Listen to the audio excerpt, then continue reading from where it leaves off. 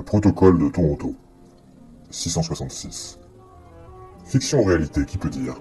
Quoi qu'il en soit, selon certaines informations obtenues en province de France, mais surtout à la révision des événements survenus depuis les 25 dernières années, il apparaît que le scénario décrit dans ce document nous permet de mieux comprendre ce qui, jusqu'à aujourd'hui, paraissait des plus incompréhensibles à plus d'un. Nous livrons en entier ce document, avec en plus une analyse des nouvelles conditions économiques actuelles qui, en elles-mêmes, semblent plus que confirmer l'authenticité de ce dernier. Fin juin 1967, à Montréal, c'est l'Expo 67. À Ottawa, ce sont les derniers préparatifs du centenaire de la Confédération. Aux États-Unis, c'est la contestation à la guerre du Vietnam et, à travers le pays, le Flower Power. Nous sommes près des événements de mai 68 en France, de l'explosion du nationalisme au Québec, du festival Woodstock aux États-Unis. Mais en même temps, cette fin juin de 1967 marque les derniers préparatifs de la mise au point du plan de la chute des nations. Chute des nations prévue par les hautes instances de la franc-maçonnerie anglo-saxonne à Toronto, Canada. Cette réunion secrète, hautement confidentielle, est organisée par les 666, c'est ainsi qu'ils se nomment eux-mêmes, c'est-à-dire ceux qui dirigent les 6 plus grandes banques mondiales, les 6 plus grands consortiums énergétiques de la planète, dont le pétrole fait partie, et les 6 plus grands consortiums de l'agroalimentaire, dont fait partie le contrôle des principales routes alimentaires du monde. Ces 666 étant les plus hauts responsables de la finance internationale, vont définir à l'intérieur de leur réunion une stratégie commune en vue de la mainmise absolue sur le commerce mondial, sur la possession de l'arme énergétique, porte ouverte sur le XXIe siècle, et sur le contrôle international de l'agroalimentaire, lequel comprend aussi pour eux les consortiums pharmaceutiques comprenant à leur tour le marché mondial des vitamines et des vaccins. Leur plan se résume à 3 orientations majeures: l'économique, le politique et le social pour les années 70 et 80. S'il est réussi, le plan doit irrémédiablement déboucher sur la prise du pouvoir mondial par la mise en place du Nouvel Ordre mondial, le même dont le président américain George Bush fera tant la promotion au début des années 70. Titre du document des 666. Panem et circenses. Du pain et des jeux du cirque. But du projet mondialiste: le génocide du vital au profit du rentable occulte. Moyen de financement du projet, entre autres, se servir de l'aide humanitaire, de l'aide alimentaire internationale, afin de financer les multinationales des 666. Le document. Toutes les périodes historiques ayant mené à la décadence des civilisations étaient toutes marquées sans exception par l'esprit d'errance des hommes. Aujourd'hui, nous devons faire en sorte que cet esprit se traduise par une société mondiale du loisir, sous toutes ses formes. Ce loisir doit se composer du sexe, des drogues, du sport, des voyages, l'exotisme, et des loisirs en général. Mais tout cela rendu accessible à toutes les couches de la société. L'homme doit arriver à croire qu'il est moderne, et que sa modernité est composée de sa capacité et de sa possibilité de pouvoir jouir largement. Et tout cela, maintenant, et de tout ce qui l'entoure. Pour parvenir à cet objectif, il est impératif de pouvoir infiltrer les médias. Radio, télévision, journaux. Les milieux de la mode et de la culture. Les milieux de la nouvelle musique, par lesquels nous influencerons à coup sûr toutes les couches des sociétés occidentales. Ainsi, en tenant sous la coupe des sens la jeunesse, c'est-à-dire les adultes de demain, nous aurons par conséquent la voie libre pour infiltrer et transformer en profondeur, sans en être inquiétés, le politique, le système légal et l'éducation, ce qui nous permettra de modifier en profondeur le cours, l'orientation future des sociétés visées par notre plan. Les populations, nous le savons, n'ont pas de mémoire historique. Ils répètent inlassablement les erreurs du passé sans se rendre compte que ces mêmes erreurs avaient conduit leurs pères avant eux aux mêmes déchéances qu'ils vivront en pire avant la fin de ce siècle. Voyez par exemple ce que leurs grands-pères ont vécu au début de ce siècle grâce au travail acharné de nos prédécesseurs. Après avoir connu sans limite la libération des mœurs, l'abolition de la morale, en d'autres mots l'errance de l'esprit, ils expérimentèrent la crise économique puis la guerre.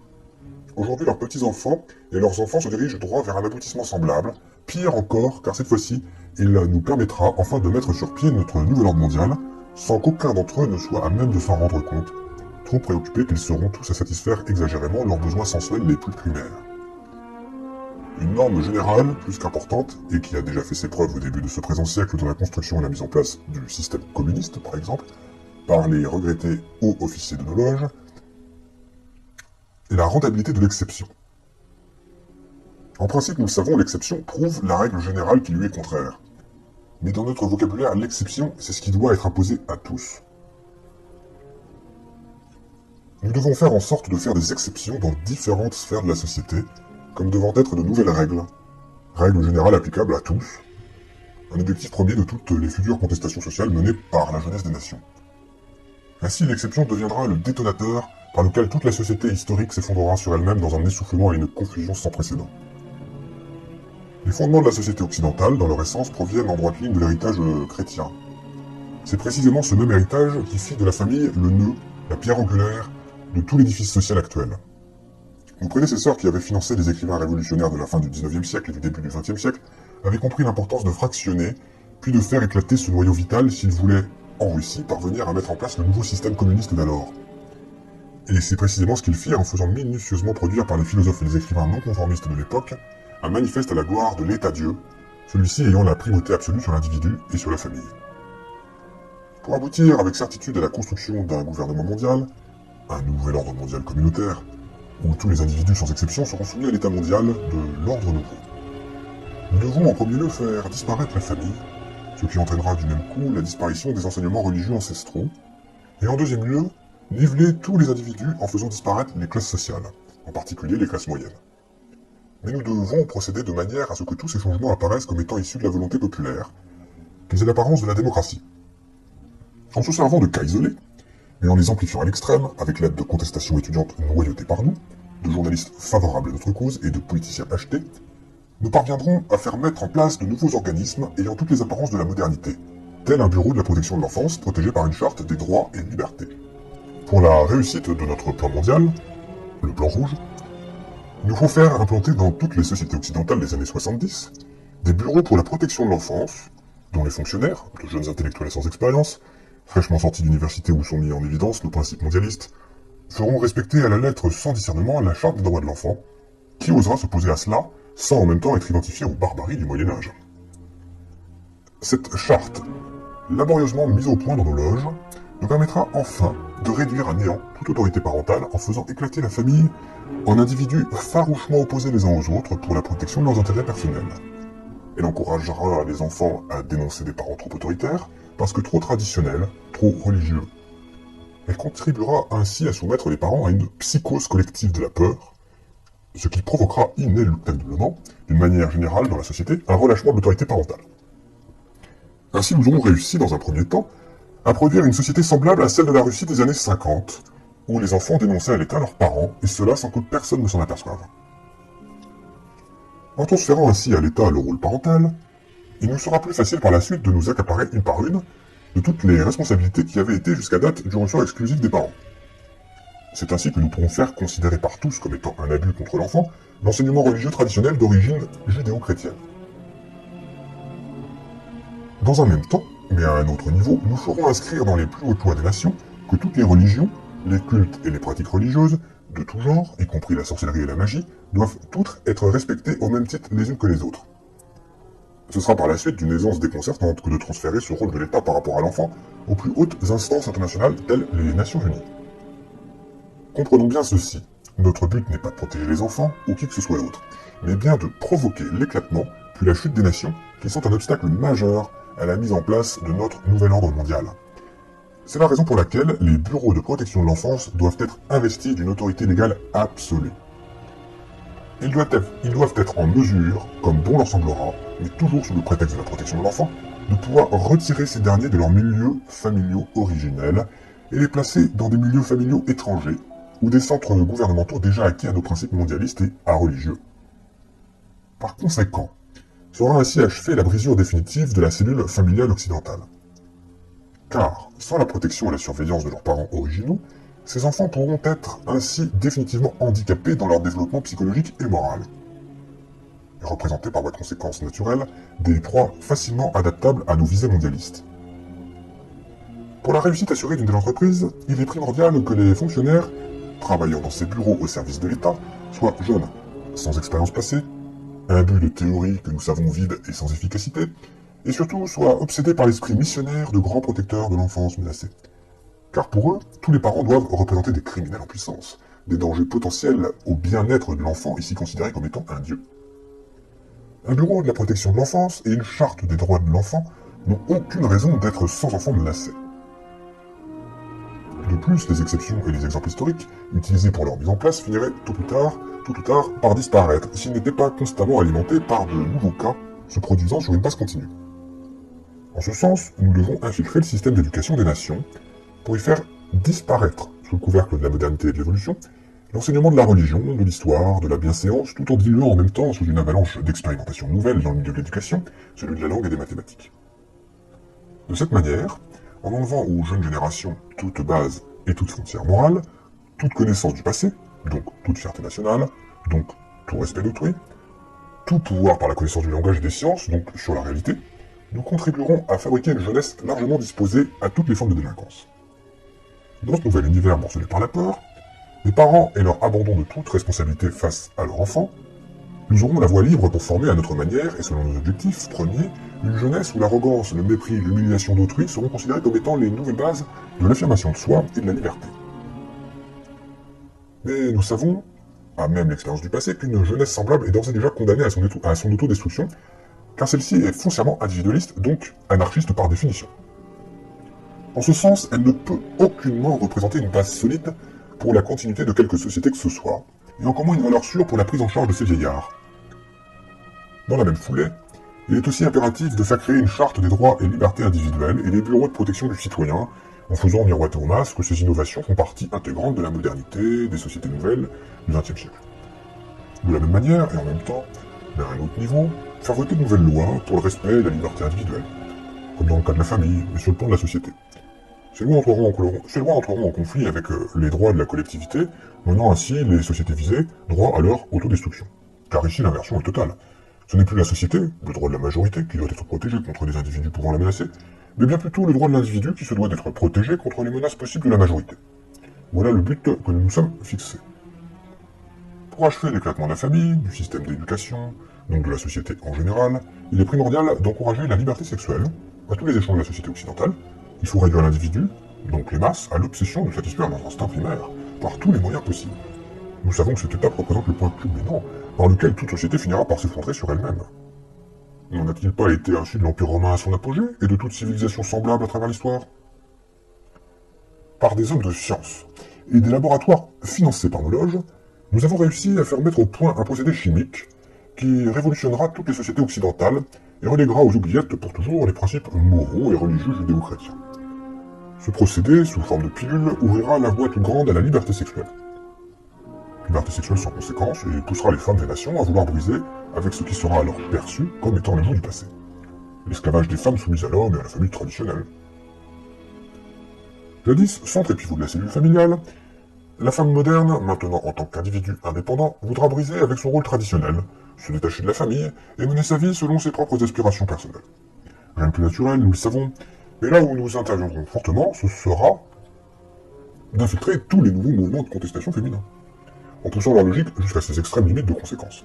Et ces limites se trouvent déjà inscrites dans l'éclatement définitif de la famille traditionnelle et de la société judéo-chrétienne. Cette libération sexuelle sera le moyen ultime par lequel il nous sera possible de faire disparaître de la conscience populaire toute référence au bien et au mal. L'effondrement de cette barrière religieuse et morale nous permettra d'achever le processus de la fausse libération de l'homme de son passé, mais qui en réalité est une forme d'esclavage, qui sera profitable à nos plans mondialistes. Cette porte ouverte pour l'encouragement à la liberté sexuelle, au divorce, à l'avortement sur demande, à la reconnaissance légale des diverses formes d'homosexualité, nous aidera à modifier en profondeur les bases historiques du droit légal des sociétés. Elle sera un atout majeur pour pousser l'ensemble des individus à un relâchement général des mœurs, pour diviser les individus les uns par rapport aux autres, selon leurs instincts et leurs intérêts propres, pour détruire l'avenir de la jeunesse en la poussant aux expériences néfastes de la sexualité active et de l'avortement, et pour briser moralement les générations futures en les poussant à l'alcoolisme, aux drogues diverses, dont nos officiers supérieurs des loges internationales se chargeront d'en prendre le contrôle au niveau mondial, et au suicide, celui-ci considéré par une jeunesse désabusée et abandonnée à elle-même comme étant une fin chevaleresque. Décevons la jeunesse des nations en lui montrant ses parents comme étant irresponsables, irreligieux, immoraux, ne cherchant en définitive que le plaisir, l'évasion et la satisfaction effrénée de leurs instincts au profit du mensonge, de l'hypocrisie et de la trahison. Faisons du divorce et de l'avortement une nouvelle coutume sociale, acceptée par tous.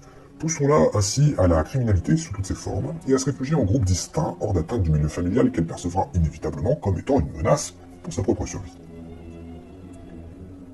Le tissu social étant ainsi bouleversé à jamais, Il nous sera dès lors possible d'agir sur le politique et l'économie des nations afin de les soumettre à notre merci, pour en venir à attaquer de force nos plans d'un nouvel ordre mondial. Car, il faut bien se l'avouer, les nations, dépourvues qu'elles seront alors de pouvoir compter sur une jeunesse forte, sur une société où les individus regroupés autour d'un idéal commun, renforcés par des remparts moraux indéfectibles auraient pu lui apporter son soutien historique, ne pourront qu'abdiquer à notre volonté mondiale. Ainsi pourrons-nous alors inaugurer ce qui fut tant annoncé par nos créations passées, à savoir le système communiste qui prophétisait une révolution mondiale mise en branle par tous les rejetés de la Terre, puis le nazisme par lequel nous avions annoncé un nouvel ordre mondial pour 1000 ans. Voilà notre but ultime, le travail récompensé de tous les malheureux morts, au labeur pour son accomplissement depuis des siècles. Disons-le haut et fort, tous les frères des loges passées, morts dans l'anonymat pour la réalisation de cet idéal qui nous est maintenant possible de toucher du bout des doigts. Il est bien reconnu par tous que l'homme, une fois après avoir assuré ses besoins primaires, nourriture, habillement et gîte, est beaucoup plus enclin à être moins vigilant. Permettons-lui d'endormir sa conscience tout en orientant à notre guise son esprit en lui créant de pures pièces des conditions économiques favorables. Donc, pendant cette période des années 70 où nos agents s'infiltreront partout dans les différentes sphères de la société pour faire accepter nos nouvelles formes de normes dans l'éducation, le droit légal, le social et le politique, nous veillerons à répandre autour de lui un climat économique de confiance, du travail pour tous, l'ouverture du crédit pour tous, des loisirs pour tous, seront nos tandems pour la création illusoire d'une nouvelle classe sociale. Une nouvelle classe sociale que nous nommons la classe moyenne. Car une fois nos objectifs atteints, cette classe du milieu, située entre les pauvres séculaires et nous les riches, nous la ferons disparaître en lui coupant définitivement tout moyen de survie. En ce sens, nous ferons des États-nations, les nouveaux parents des individus, à travers ce climat de confiance où nos agents internationaux auront fait le nécessaire pour écarter tout spectre de guerre mondiale, nous encouragerons la centralisation à outrance pour l'État. De cette manière, les individus pourront acquérir l'impression d'une liberté totale à explorer, pendant que le fardeau légendaire des responsabilités personnelles sera transféré à l'État. C'est ainsi qu'il nous sera possible de faire augmenter d'une manière vertigineuse le fardeau de l'État en multipliant sans limite aucune la masse des fonctionnaires intellectuels. Assurés pour des années à l'avance d'une sécurité matérielle, ceux-ci seront par conséquent de parfaits exécutants du pouvoir gouvernemental, en d'autres termes, de notre pouvoir. Créer ainsi une masse impressionnante de fonctionnaires qui à elle seule formera un gouvernement dans le gouvernement, quel que soit le parti politique qui sera alors au pouvoir.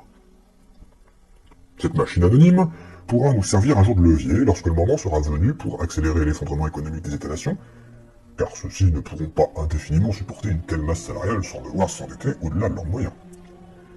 D'un autre côté, cette même machine qui donnera une image froide et insensible de l'appareil gouvernemental, cette machine complexe et combien inutile dans beaucoup de ses fonctions, nous servira de paravent et de protection contre les populations, car qui osera s'aventurer à travers les dédales d'un tel labyrinthe en vue de faire valoir ses doléances personnelles?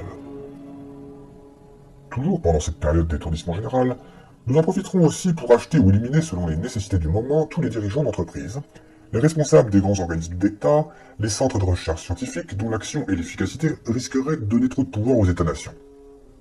Il ne faut absolument pas que l'État devienne une force indépendante en elle-même qui risquerait de nous échapper et de mettre en danger nos plans ancestraux. Nous verrons aussi avoir une mainmise absolue sur toutes les structures supranationales des nations. Ces organismes internationaux doivent être placés sous notre juridiction absolue. Dans le même sens, et pour garantir la rentabilité de notre influence auprès des populations, nous devrons contrôler tous les médias d'information. Nos banques verront donc à ne financer que ceux qui nous sont favorables, tandis qu'elles superviseront la fermeture des plus récalcitrants.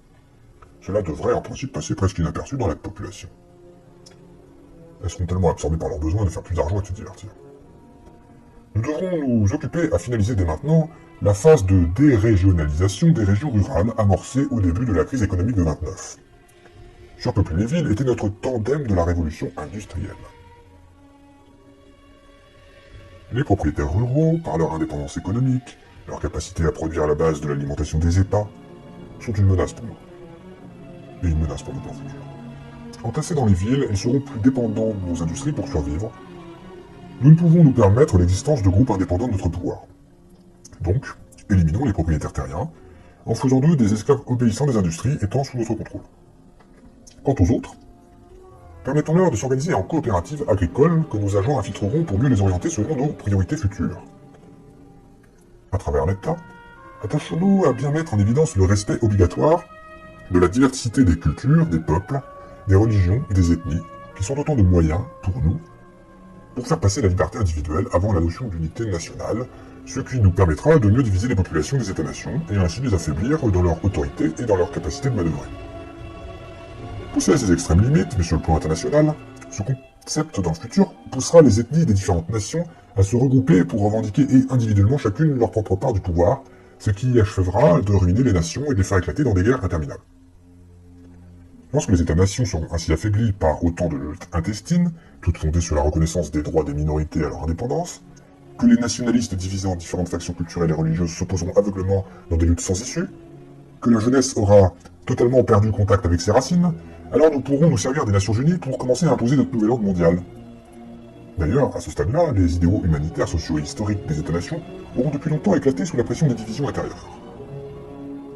Fin du document des 666, daté de fin juin 1967. Check it. Check it.